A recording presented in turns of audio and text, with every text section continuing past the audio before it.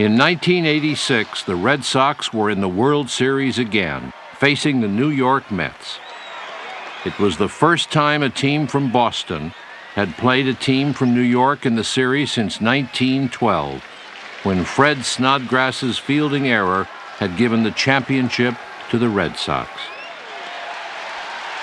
The Red Sox took the first 2 games in New York, lost the next 2 in Boston, then won the 5th.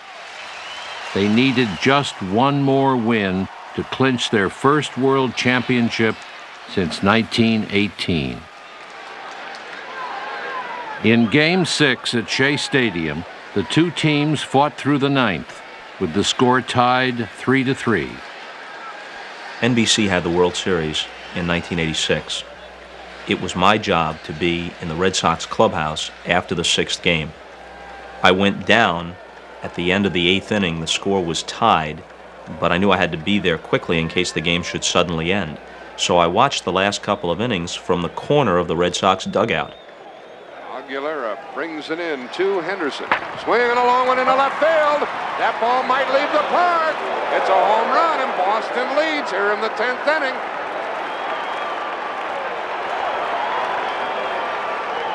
I watched Dave Henderson hit his home run, and the Red Sox tack on another run in the top of the 10th. And look at this bench. And with the score 5-3, I went back into their clubhouse. They had put the cellophane over each of the lockers in anticipation of the champagne spray. They had built the little podium from which to do the post-game interviews. The cameras and the cable and the microphones were all in place. The World Championship trophy was on a stand covered by a piece of cloth. Frail Mrs. Yawkey had been led in there, and she was standing next to the trophy, along with Commissioner Uberoth. And they were watching with me on a little monitor as the Mets came up to bat in the bottom of the 10th. Boston reliever Calvin Schiraldi needed just 3 outs to win the game. Veteran first baseman Bill Buckner, hobbled by leg injuries all year, was often replaced in late innings with a younger player. This time, manager John McNamara kept him in the game.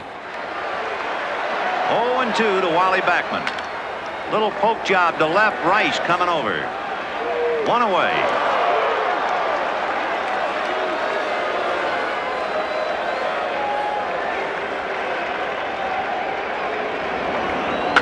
And that's hit to dead center with Henderson going to run it down.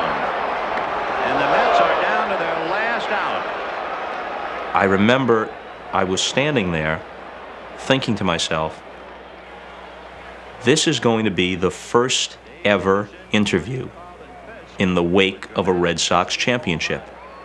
There was no radio in 1918. There was no television, obviously. This is the first recorded moment after the Red Sox have won a world championship. So I'm thinking, how should that be summed up? What do you say to Mrs. Yawkey? What do you say to McNamara? What do you say to Boggs and Rice and Seaver and whomever else? And Roger Clemens hoping for that last out. Lined into left field, base hit for Carter, and the Mets are still alive.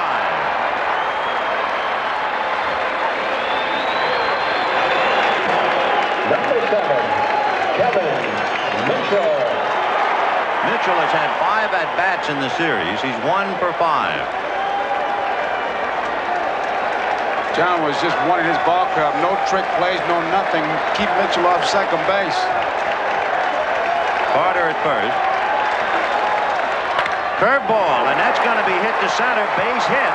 And now suddenly with 2 out in the 10th inning, the tying runs are aboard, and Ray Knight will be the batter.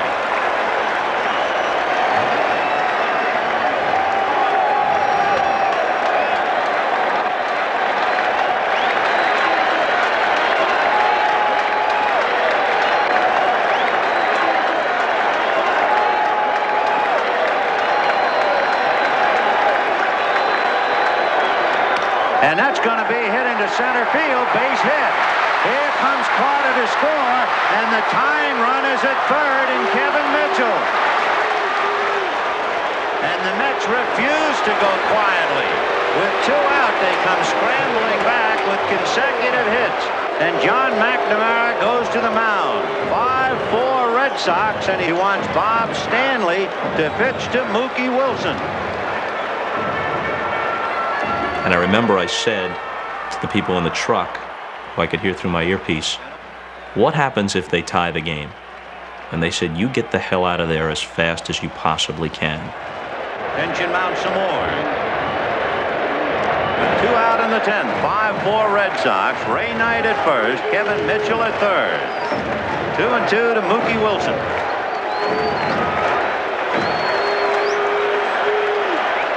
And it's going to go to the backstop. Here comes Mitchell to score the tying run, and Ray Knight is at second base.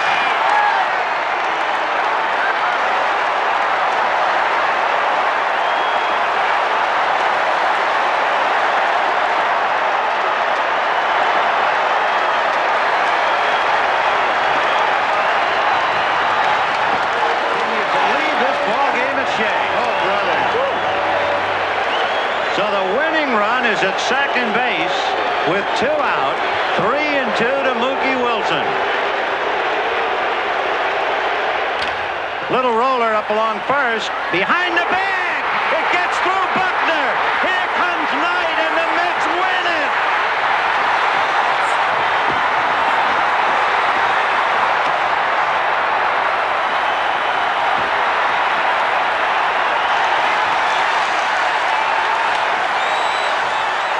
It was surreal. At this point, the cellophane comes off. They start backing the cameras out. I take the earpiece out of my ear, and I'm watching over my shoulder as Wilson hits the ground ball through Buckner's legs. You have never seen so much equipment and so many people disappear from one place so fast. Before the Red Sox could come out of the visitors' dugout and down the tunnel and into the room, all traces of the preparation for a championship had been removed. If one picture is worth 1,000 words, you have seen about 1,000,000 words. But more than that, you have seen an absolutely bizarre finish to Game 6 of the 1986 World Series. The Mets are not only alive, they are well, and they will play the Red Sox in Game 7 tomorrow.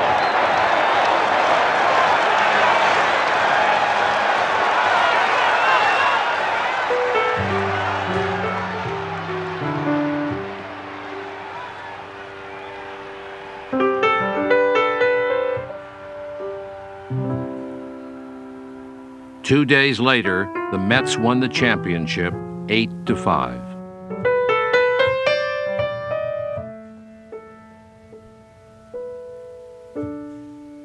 I wouldn't even watch the 7th game. I knew it was over, and it didn't even matter to me. Even if they'd won, somehow they had lost in '86. And my kids, however, who were then 7 and 8 years old, were big fans, and they were incomprehensible that I wasn't watching the game. So they, of course, were watching it, and I let them call into me only when the Red Sox were winning. Then, of course, by the 6th inning, when the Mets caught up, they were tied and losing, and so I didn't hear any more of it until the end. When they came in to tell me that the Red Sox had lost, I surprisingly started crying. I didn't expect to, because I thought I was preventing myself from caring about it. And these little kids said to me, "Mom, it's all right. They'll win next year." And I remember thinking, oh my God, these kids don't know yet that they haven't won since 1918, and I can't tell them that. And I had this terrible feeling of wisdom that I did not want to impart to the kids. The moments of great personal failure or humiliation in baseball, Merkel's boner, Snodgrass's muff, Branca's pitch to Bobby Thompson. We all lose in our lives. We are fortunate enough not to have to lose in front of national television audiences. And rather than, there's a moment when the guy's a goat, but inevitably within a few years there's a rehabilitation, and you feel sorry for him. Bill Buckner right now, people in Boston say, good old Bill, he did his best. They would have killed him that day. Well, it's nice that we're forgiving in that fashion.